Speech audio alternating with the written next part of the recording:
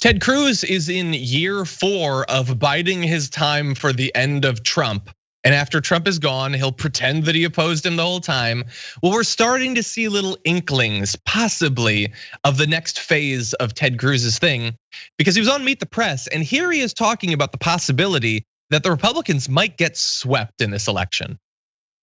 So the point I made is that I think there's an incredible volatility in politics right now. The delta between possible outcomes is as wide as I've ever seen. So I said, look, I think there's a scenario. I believe President Trump can win. In fact, I believe he can have a significant victory and Republicans could take both houses of Congress. But I also think it's possible that we see a Democratic sweep where they win everything and it is a victory of Watergate proportions. And I don't recall an election in my life with the spread, the delta between those two possible outcomes this close to an election being that wide. And Chuck, I think the outcome really turns on two things. Number one, it turns on optimism. If people are optimistic and hopeful about the future, if they're going back to work, that will be a factor in a very good election for Republicans. If they're pessimistic and depressed and hopeless, that will help the Democrats. So his other thing is turnout, that it's gonna be a turnout election. It's not an interesting point, we don't need to see it. But what did you think about it? First of all, he says there's a possibility that Republicans take the House back. I guess anything's possible. I don't know what evidence you're gonna point to as that being a potential outcome in this election.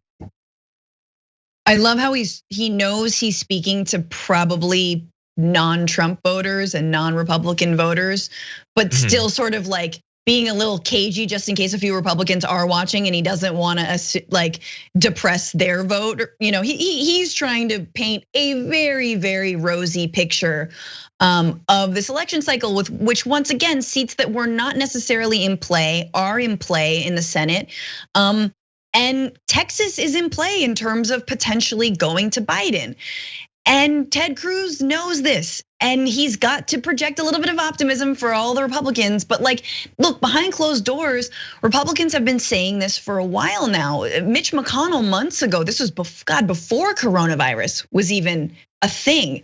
Mitch McConnell was telling leading Republicans, look, if you need to distance yourself from the president, you should distance yourself from the president. And a lot of them have. He has physically distanced himself from the president, smartly, but also, for his own health, but also for his political health.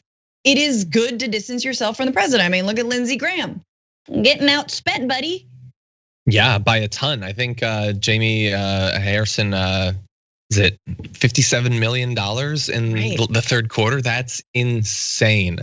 God, I hope he wins. That would be. Me too. Like Susan Collins losing would be great. We're probably not gonna get McConnell, unfortunately. That would be the best. But Lindsey Graham, after, I'll just play his speech during Kavanaugh over and over as I get drunk on champagne. Oh, that like I'm so enraged at the way you treated this good man. How? Okay, yeah. Go, I will do retire. A keg stand in Kavanaugh's honor if we take the Senate. Exactly. It should be a keg. Champagne, he's not interested in. He likes beer, and he's been very clear about that. Yeah. So, like, I do think the fact that he said they could get swept. I could be wrong. I probably am. I usually am. I don't know that I've heard another Republican say that. That, like, certainly behind the scenes, many of them are saying that anonymously. Yeah. And some have expressed, like Cornyn expressed, like sort of, I think on a radio show or something, that Trump might be kind of dragging down their like Senate re-election chances. But like to say we're just gonna get swept, I haven't really seen that. And I think you saw a little bit of that. We talked about on the show last week, Ben Shapiro saying that if Trump loses to a 79-year-old man who's losing it, it's on him. This is like what it sounds like when they start to put that distance, as you were saying, and be able to say, well, I saw it coming. I warned them 3 weeks out from the election. So I deserve some sort of credit as being like wise in terms of my politics. It's fake, but I think this is a pattern that we're seeing.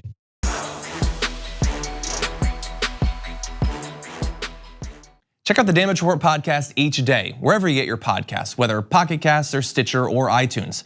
You can join me as I give you the news and stories you want, with a range of co-hosts and interview guests jumping in on the fun each day. Again, that's the Damage Report, wherever you get your podcasts. And if you get them at iTunes, don't forget to rate and review. Sometimes I'll read them live on the show.